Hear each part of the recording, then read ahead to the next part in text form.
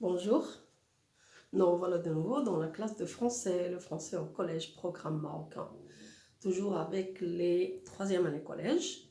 Et comme on est dans le récit de vie, l'autobiographie, et on a vu dernièrement un extrait de roman autobiographique, alors aujourd'hui dans la communication, on va apprendre comment raconter oralement un souvenir.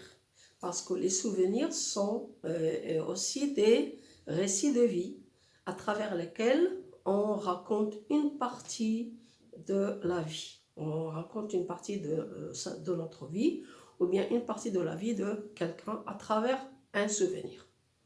Et je suis sûre que chacun d'entre vous et moi-même, nous avons des souvenirs.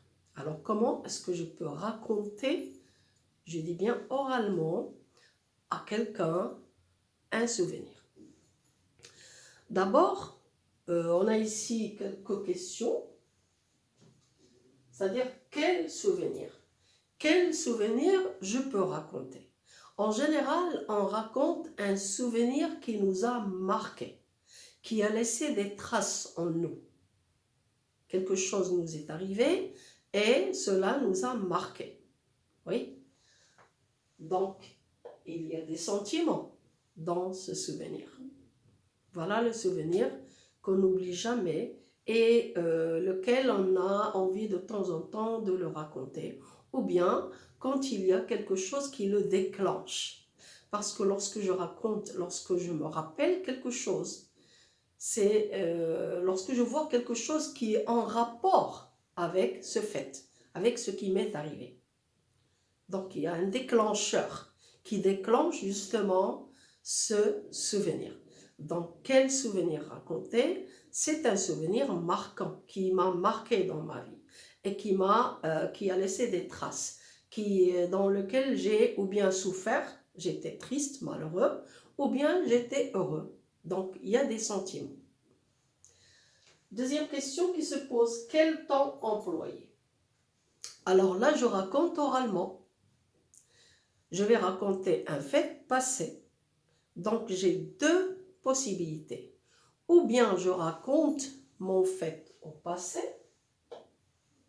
Et là, les temps que j'emploie, c'est le passé composé, l'imparfait le plus que parfait. Alors le passé composé, il a les mêmes valeurs que le passé simple. On a déjà vu le passé simple avec les temps du récit, rappelez-vous. Et on a dit que le passé simple, c'est un temps de narration, un temps de base. Je l'emploie pour raconter. Mais le passé simple, je l'emploie pour raconter lorsque j'écris une histoire. Dans un roman, par exemple, je peux trouver le passé simple. Dans un conte, oui, mais lorsque je raconte quotidiennement ou bien oralement, là je remplace le passé simple par le passé composé parce qu'ils ont les mêmes valeurs. Et je vous ai déjà dit, par exemple, que dans un fait divers, dans le journal, un fait divers, dans lequel on raconte quelque chose qui est passé, ou bien un événement remarquable qui est passé, on met le passé composé et pas le passé simple. Vous y êtes? Donc, si je parle au passé, si je rapporte mon souvenir au passé, je vais employer le passé composé pour les actions rapides, pour la narration, pour la succession d'actions, exactement comme le passé simple, les mêmes valeurs. Ou bien je mets l'imparfait quand il s'agit d'une action qui dure, ou bien une action qui se répète. Les valeurs de l'imparfait, on les a déjà vues. Ou bien je mets aussi le plus que parfait quand il y a une action passée dans le passé. Et dernièrement, on a vu l'imparfait et le plus que parfait et je vous ai bien expliqué la valeur du plus que parfait. Voilà les temps que j'emploie si je raconte au passé. Maintenant, je peux très bien raconter au présent. Je raconte mon souvenir au présent comme si cela se passait au moment où je parle. Alors, quand on emploie le présent dans la narration, rappelez-vous, on a déjà vu les valeurs du présent, c'est que je veux rendre les actions plus réelles, comme si je les vivais au moment où je parlais. Vous y êtes? Comme si je vivais les faits, je vivais les événements au moment où je parle. Voilà les temps. Comment commencer? Alors, quand je commence à raconter, généralement, on emploie ces expressions. Alors, le verbe se souvenir, je me souviens de. Attention, si je mets je me souviens de, après je mets un complément d'objet indirect. Je me souviens du jour où tu m'as donné ce cadeau. Du jour. Oui. Ou bien je mets, je me rappelle. Et si je mets, je me rappelle, je mets le complément d'objet direct. Je me rappelle le jour où tu es venu nous voir avec un bouquet de fleurs. Oui. Donc, se souvenir de, se rappeler quelque chose. Ou bien, je mets des expressions comme par exemple, jamais je n'oublierai le jour où. Jamais je n'oublierai le jour où tu m'as donné cette gifle. Oui, un enfant qui n'a pas oublié la correction, la punition. Par exemple, rappelez-vous le texte qu'on a vu dernièrement, Jacques Marat, il va dire « Jamais je n'oublierai le jour où j'étais puni dans la salle d'études. » Oui, donc c'est un fait qui l'a marqué. Il ne va pas l'oublier. Comment présenter? Alors, puisque je présente oralement, ça veut dire que je m'adresse à quelqu'un. Ça veut dire qu'il y a des gens qui m'écoutent. Oui, il y a quelque chose qui a rappelé ce souvenir et je le présente. Alors, premièrement, d'abord, je me concentre sur mon souvenir. Pourquoi je dois me concentrer sur le fait? Pour le revivre. Je vais revivre les mêmes événements. Je vais ressentir les mêmes sentiments. Donc, concentration sur le fait. Se concentrer de manière à oublier où je suis et ne voir que l'endroit et le moment où cela m'est arrivé. Concentration. Deuxièmement, mettre en valeur l'importance du fait. Parce que moi, ce qui m'est arrivé, c'est quelque chose qui n'est pas normal. Donc, je dois le mettre en valeur. Le mettre en valeur avec des adjectifs qualificatifs, le mettre en valeur avec des phrases exclamatives. Ça dépend comment je vais le mettre en valeur. Vous y êtes? Et mettre en valeur aussi les sentiments, ce que j'ai ressenti. Et là, je présente. Alors, on va essayer, enfin, vous devriez le faire vous-même. Mais là, je vais vous donner un exemple seulement. Alors, supposons que je me promène dans les rues d'une ville, ma ville où j'ai grandi, et j'arrive devant le lycée ou bien le collège où j'ai fait mes études d'adolescent. Bien sûr, lorsque je vais passer par là, je vais regarder le lycée. Oui. Et lorsque je vais le regarder, je vais revenir en arrière. Donc, je vais me rappeler quelque chose qui m'est arrivé dans ce lycée ou bien dans ce collège. Et je vais le dire. Alors, l'exemple qu'on peut voir ici, d'abord, lorsque je commence, je mets le présent. C'est-à-dire, je vais présenter le déclencheur de mon souvenir. Alors, un jour, en passant dans la rue, et je donne le nom de la rue, telle, oui, je donne aussi la ville, en passant dans la rue telle à la ville, à Rabat par exemple, je m'arrête devant le lycée. Devant le lycée, je donne le nom du lycée. Voilà ma première phase. Donc là, j'ai mis le présent parce que c'est quelque chose que je fais au moment où je vais me souvenir. Alors, un jour, en passant dans la rue telle, à Rabat par exemple, je m'arrête présent devant le collège ou bien devant le lycée et le nom du lycée. Voilà ma première phrase. Maintenant, puisque je vais m'arrêter, je vais regarder la construction, oui. Et là, en regardant la construction, je vais me rappeler le fait. Donc, je me mets à regarder quoi? Les fenêtres des salles, parce que les salles de classe donnaient sur la rue. Je me mets à regarder les fenêtres des salles de classe, qui donnent Ils donnent ici. Ils sont toujours là, donc je mets le présent. Je ne vais pas mettre le passé. Qui donnent sur la rue. Maintenant, au moment où je parle, je les vois. Je me mets à regarder les fenêtres des salles de classe qui donnent sur la rue. Et là, je vais me rappeler. Et là, le souvenir va revenir. Et je vais choisir l'une des expressions. Oui, ou bien je me souviens, ou bien je me rappelle, ou bien jamais je n'oublierai. Je choisis l'expression que je veux. Jamais je n'oublierai, et là je mets le jour où le professeur d'arabe nous a offert des petits pains au chocolat. Donc là, pour un élève, pour un enfant, pour un adolescent, c'est quelque chose qui va le marquer. Comment en classe on vient pour apprendre et le professeur nous a offert des petits pains au chocolat. Donc cela m'a marqué. Donc je vais le dire, jamais je n'oublierai. Et là, je n'oublierai, c'est le futur, ça veut dire je n'ai pas oublié, je n'oublie pas et je n'oublierai jamais. Et là, j'ai mis jamais. Jamais je n'oublierai le jour où le professeur d'arabe nous a offert des petits pains au chocolat. Et nous, là, c'est moi et les élèves. Moi et les autres élèves. Oui? Alors maintenant, il va falloir pourquoi. La question qui se pose, c'est pourquoi le professeur d'arabe nous a offert des petits pains au chocolat. Oui? Je peux même donner le nom du professeur, si je veux. Hein. Le professeur d'arabe, monsieur ou madame tel, qui nous a offert des petits pains au chocolat. Bien, les circonstances dans lesquelles on a eu ces petits pains au chocolat. Donc, je vais dire, c'était quel moment, puisque ce sont des petits pains, c'était le matin. Donc, je vais le dire. Et là, je vais mettre le passé. C'était là, quelle séance? La première, la deuxième, la troisième? Le matin. C'était la première séance, oui. Hein? C'était la première séance. Voilà une phrase. Maintenant, je vais dire pourquoi est-ce qu'il nous a offert.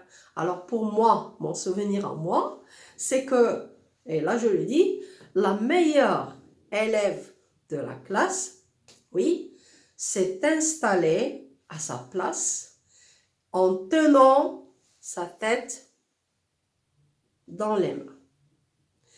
Alors, la meilleure élève de la classe en arabe, le professeur l'aime bien. Et si la meilleure élève de la classe, ça ne va pas, c'est que le cours. Donc, il y a quelque chose qui ne va pas. Et je vous l'ai dit entre parenthèses, elle ne l'a pas fait exprès. À mon temps, il n'y avait pas de tricherie, hein. Il n'y avait pas de scène à jouer avec le professeur. Nous étions vraiment sincères. Hein. Donc, je reprends ma phrase.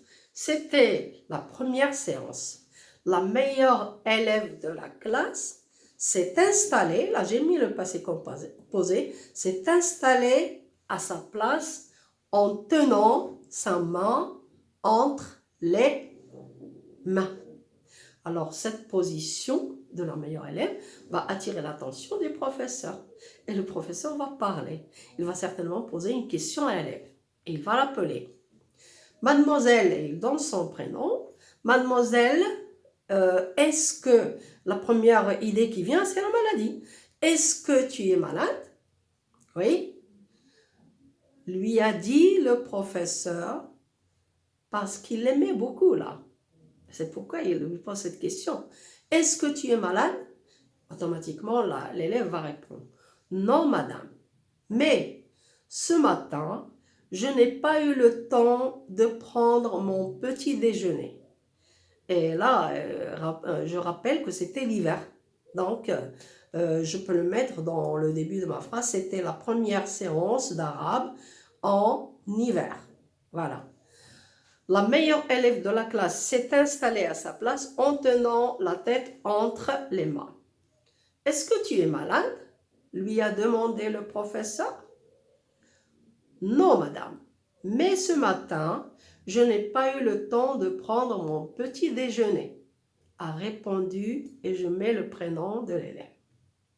Bien, maintenant la réaction du professeur. Le professeur a fait venir le concierge. Elle a envoyé une élève pour chercher le concierge. le professeur a fait venir le concierge et lui a parlé à l'oreille. Donc nous, on n'a rien entendu. Je répète la réaction. Le professeur a fait venir le concierge et lui a parlé à l'oreille. Puis, nous avons commencé le cours. Vous y êtes? Alors, pendant ce temps-là, moi, je pensais à quelque chose.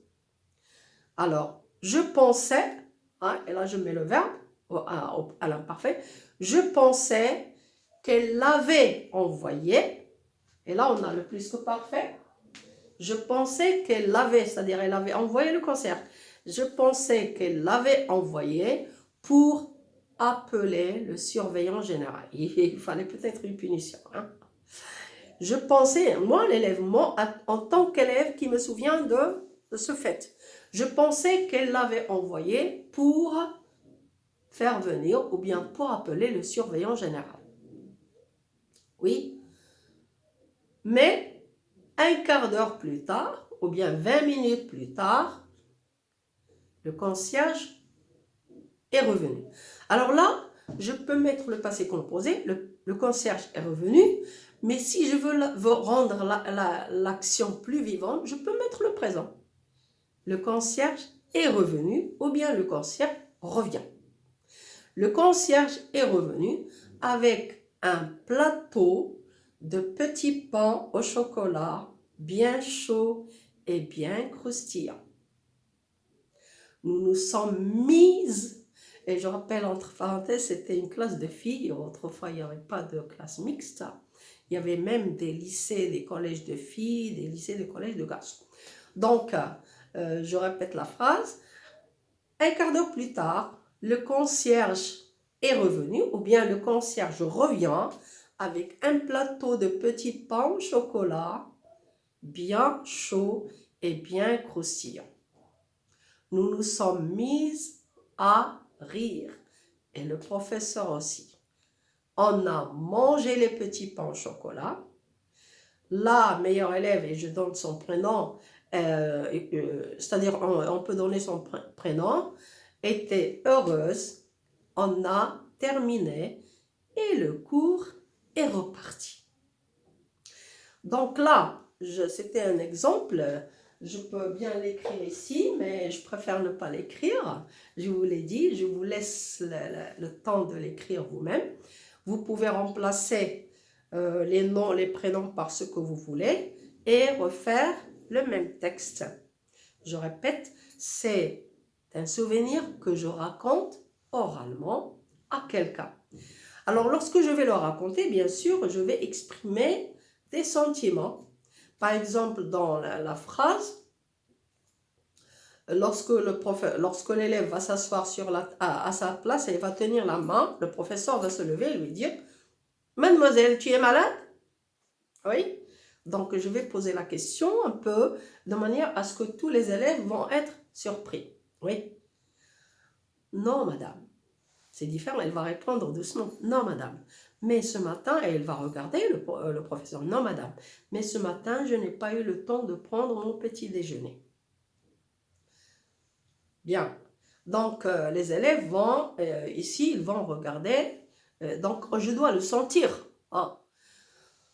Lorsque le concierge lorsque la maîtresse va parler au concierge à l'oreille, je vais essayer de le faire devant ceux qui m'écoutent. Le professeur a fait venir le concierge et lui a parlé à l'oreille. Je joue. Hein. Bien. Je peux aussi mettre en valeur le moment où il est revenu. Un quart d'heure plus tard, le concierge est revenu ou bien le concierge revient avec un plateau de petits pains bien chaud et bien croustillant. Et là, dans ma parole, dans ma présentation, je sens que les élèves sont heureuses, qu'on a été soulagés là. Parce qu'on s'attendait, moi personnellement, je m'attendais à l'arrivée du surveillant général pour qu'il nous dise pourquoi est-ce que vous faites ça au professeur. C'était tout à fait différent. Alors, j'espère qu'on a compris comment présenter un souvenir. Dans la séance de production écrite, on va présenter un souvenir, mais par écrit. Et on va essayer de l'introduire dans un récit. Comme ça, vous verrez la différence entre le passé simple et le passé composé. À la prochaine fois. Quelques élèves m'ont demandé de leur présenter un contrôle un exemple de contrôle pour le deuxième semestre ou bien le deuxième contrôle, je me rappelle, mais je voudrais qu'on me dise, qu'on me donne les leçons de langue que vous avez faites, parce que les professeurs ne font pas les mêmes leçons. Vous me donnez seulement les titres et je vous ferai un exemple de contrôle. Je vais essayer avec les moyens modestes que j'ai, je vais quand même essayer. À la prochaine fois. Essayez d'écrire mon texte. Oui?